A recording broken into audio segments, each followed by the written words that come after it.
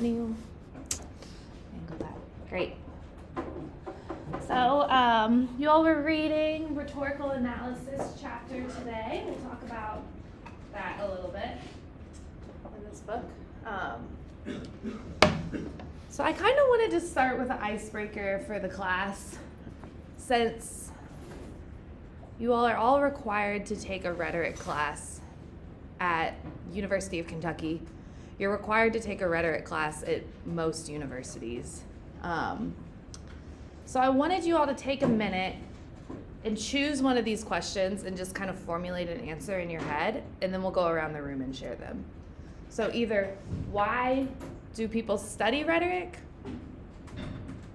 And how can learning the art, or how can learning the art of rhetoric help you in your major, your job, your life? Because I know some of you all might not be decided with what you want to do. We'll go back to Aristotle's definition of rhetoric: the art of identifying and using the best available means in a given situation to ethically persuade an audience. So I'll give you all like 3 minutes to think about your answer, and then we'll just go around the room.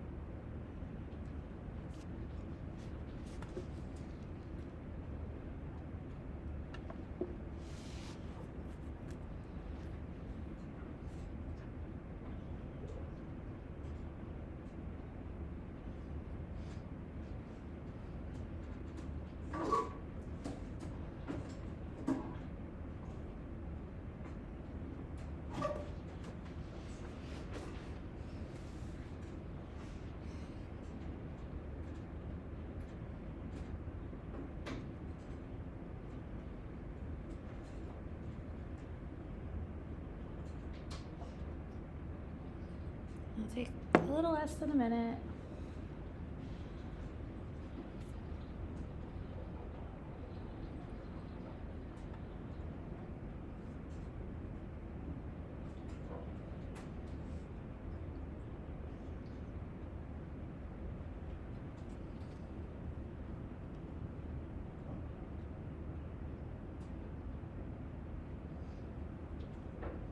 Great.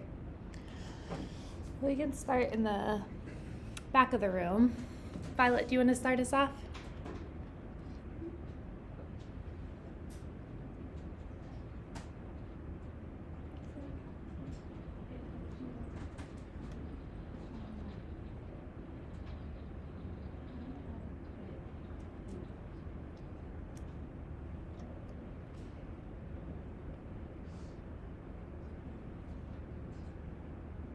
Yeah, that's okay. We can come back to you. Maddie? I think people study rhetoric to learn how they can use their words and the way they speak to help them. How they can use their words. Right. Leah? I think people study rhetoric because a lot of times, depending on like your age or your background, you have a different way of communicating with people, and so studying rhetoric kind of gives a standard or one way to communicate your words, so it makes it easier to communicate with people of a different age. Yeah, that's great. Trying to think how to to summarize that. Kind of bridge gaps in communication. You said it much more, much better and more eloquently, but for the sake of writing it on the board. What do you think, or what were you thinking about, Gerard? Again, improving communication and help people agree with their perspective on things. So we've been talking about a lot about communication, so new perspective, that's good. Good spell. And let's jump across and go to you, Sam. It can just help you kind of speak to a lot of people and help you get a point across and help you, kind of persuade and things like that. Yeah, so kind of here, thinking about audience and being able to relay your message to different audiences, maybe? Yeah. What were you thinking about, Brian? It can better help like somebody formulate their sentences so they can convey their message that they're trying to convey. Clarity is a good word to put up here.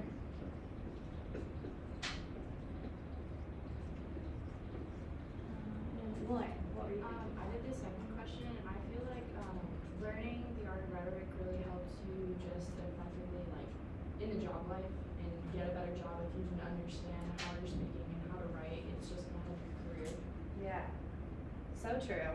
I had like a 10-year career before I went back to school and did a lot of writing, a lot of public speaking.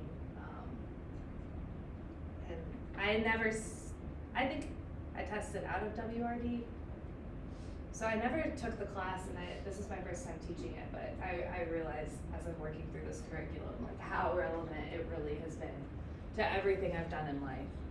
I think the requirements were different back when I went to school. And Ava, what were you thinking about? I did the first one, and I said like people study rhetoric to go more in depth of like readings and like getting a better understanding of what like readings or conversations or whatever type of communication you're like doing. Yes, that's a great skill to develop. Okay, Sarah. I did the first one, and I said people study rhetoric to like know how to like talk about their opinions in the most persuasive way, and like have the audience like understand you in a way that like relates most to them too. Yes. Persuasion, good.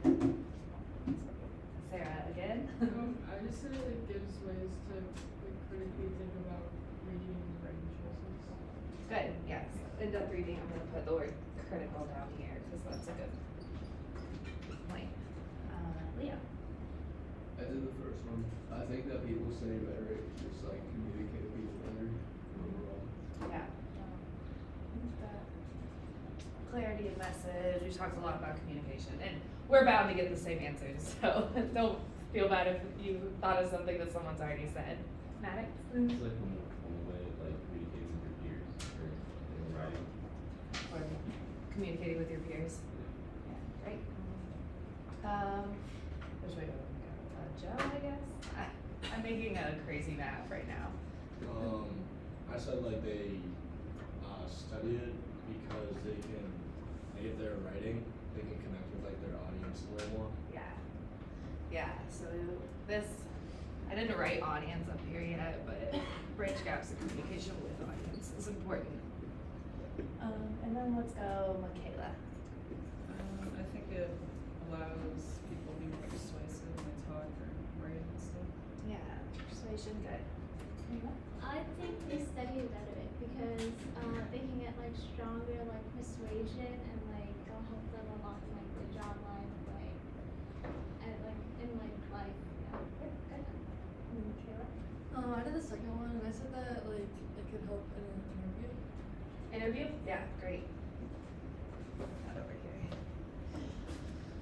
Well, down here. Interview skills. Good. Jake. I said if people it just like help with their writing and just to make it more clear and easy to understand. Rewriting. And Jack. I think it can help, like, I chose the second question, in your major, in your job, because like, if your major relates to writing or public speaking, then it can help you, persuade the audience, and like, let's say you're like a reporter or a journalist, you have to use specific words and write it a certain way to cast a certain audience's eye.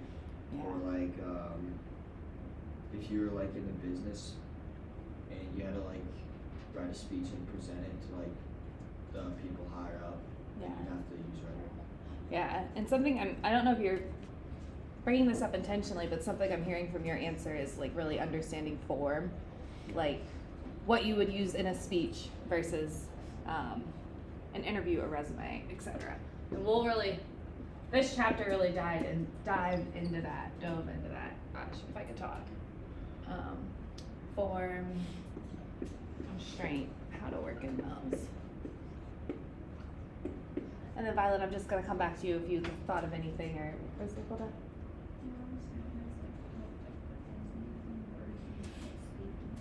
Yeah, good. Get things in your own words. Develop your voice. Good. So I just want to like start today by coming back and thinking about how we can use the skills we're developing in this class, use the tools we're going to talk about today.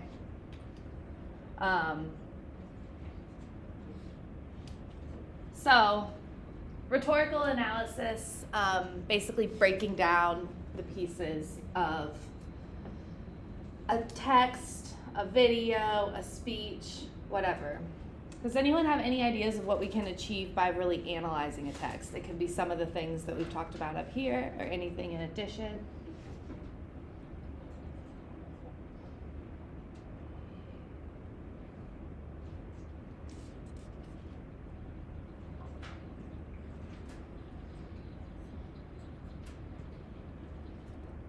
A lot of what we've already talked about you can achieve with rhetorical analysis.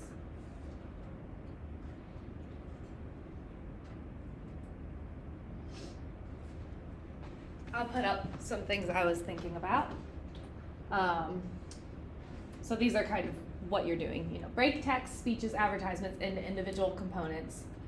Then you look to find what is successful or unsuccessful within those individual components. With that, you can imitate these successes for your own work, making you a better writer, making you a better speaker, developing your voice, understanding form and constraint, improve writing, improve your persuasion. Rhetorical analysis definitely teaches you to be a critical, in-depth reader. And then also, I think learning rhetoric is important because you can identify when an argument is poorly constructed. You can identify when someone is trying to manipulate you, whether it be an individual or an advertisement, a social media post. Once you understand what's a logical argument, you'll be able to spot when someone is being illogical. And we'll get into the rhetorical fallacies later in the semester and tools that people use to try to, you know, play to your emotion, but they're not really making any sense. They're not really making a logical argument. You'll see that all the time. Politics, everywhere. So we talked about the 4 elements of every rhetorical situation. Do you all remember what those were?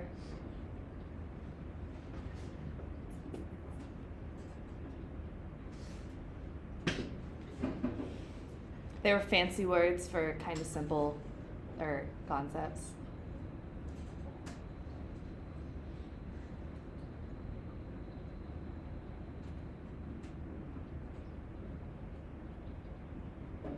Yeah, Lauren. I definitely know one of them was for audience, but I know it wasn't audience. Audience is the only one that was like just audience, but yes, audience, good. Brian, sorry. Is it Rhetor?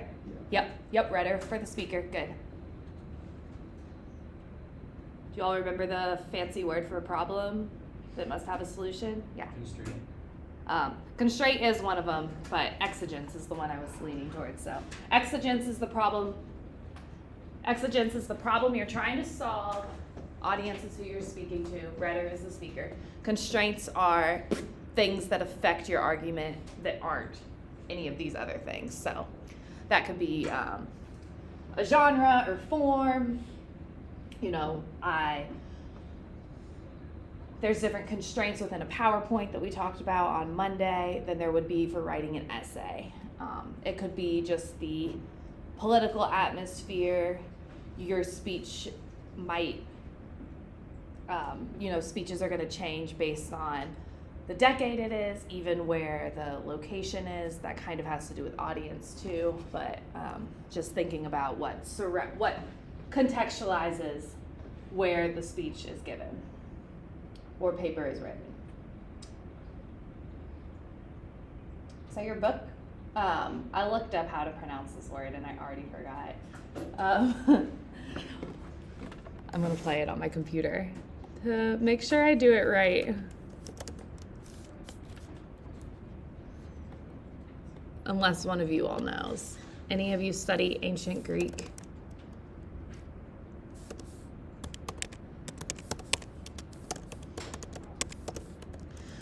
We'll all get it right. Progymnasmata. Okay. So, this is a structured sequence of 14 type of rhetorical exercises that was designed in ancient Greece, 5 years before Christ. Let me get the page number for you all in your book.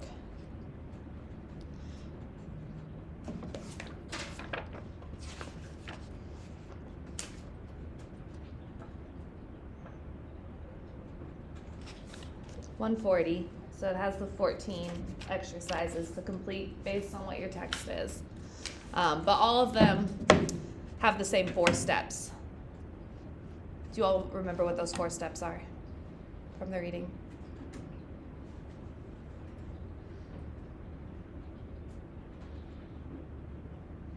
It's on page 140.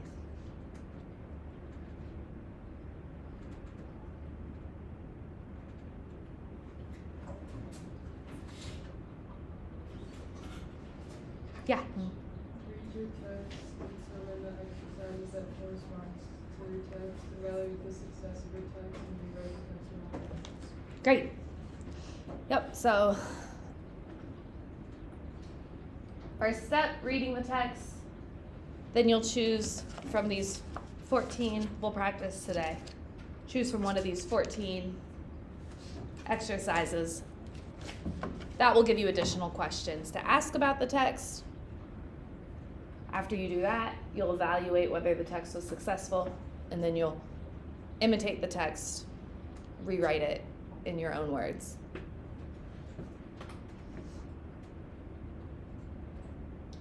Is everyone familiar with the story of the boy who cried wolf?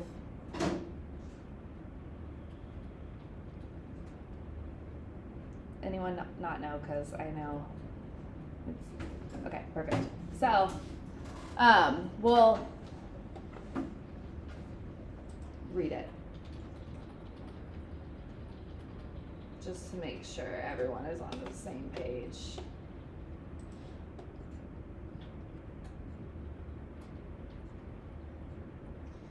So let's start with you, Jack, and read a paragraph, then Jake, you read a paragraph. Can you all see this okay? Okay, perfect. Yeah, you can start. There once was a shepherd boy who was bored as he sat on the hillside watching a village sheep. To amuse himself, he took a great breath and sang out, "Wolf, wolf, the wolf is chasing the sheep." The villagers came running up the hill to help the boy drive the wolf away, but when they arrived at the top of the hill, they found no wolf. The boy laughed at the sight of their angered faces. Kayla. Don't cry, wolf, shepherd boy, said the villagers, when there's no wolf. They went grumbling back down. Karina. Later, the voice sang out again, "Wolf, wolf, the wolf is chasing the sheep." To his naughty delight, he watched the villagers run up the hill to help him drive the wolf away. When the villagers saw no wolf, they sternly said, "Save your frightened song for when there is really something wrong. Don't cry wolf when there is no wolf." Good job. But the boy just grinned and watched them go grumbling down the hill once more. Maddox. Later he saw a real wolf prowling around his flock. Alarmed, he leaped to his feet and sang out as loud as he could, "Wolf, wolf." But the villagers thought he was trying to fool them again, so they didn't come. Same. At sunset, everyone wondered why the shepherd boy hadn't returned to the village with their sheep. They went up the hill to find the boy. They found him weeping. Go, Brian. Right There here. really was a wolf here, the flock was scattered, and cried out, "Wolf, why didn't you come?" Let's go up to Lion. An old man tried to comfort the boy and asked to walk back to the village. We'll help you look for the lost sheep in the morning," he said, putting his arm around the youth. "Nobody believes a liar, even when he's telling the truth." So this is classic, one of Aesop's fables. A fable is a, short little story that's meant to teach a lesson. A lot of times used with children. So let's run through this exercise with this story. Who is the actor? The boy, yeah. And what is the actor doing? Lying, yes. And when is the action happening?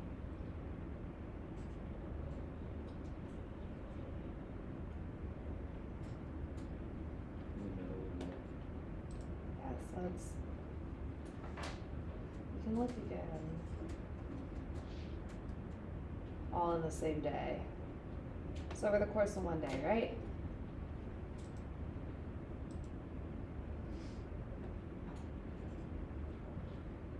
How is this action happening?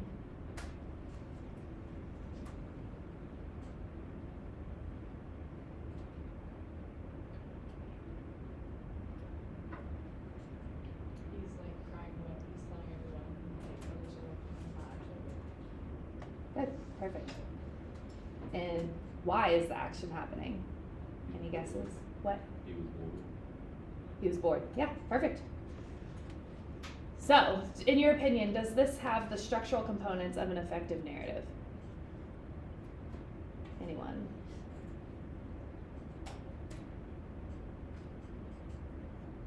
Would you consider this a successful fable? Yeah, some people say yes.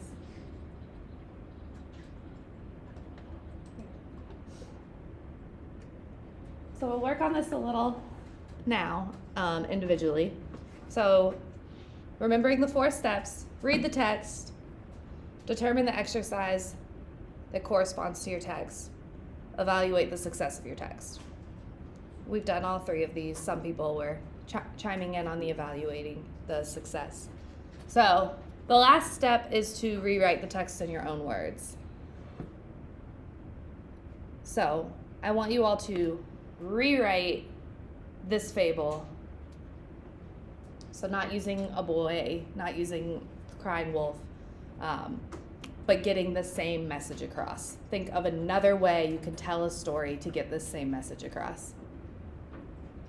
And it's 9:26, so we'll work on that until 9:40, and then I'll give you guys your homework. So about 15 minutes to rewrite that. And I'll give you all a secret. Your short writing assignment is to do this, so by doing it now, you will not have to do the homework later.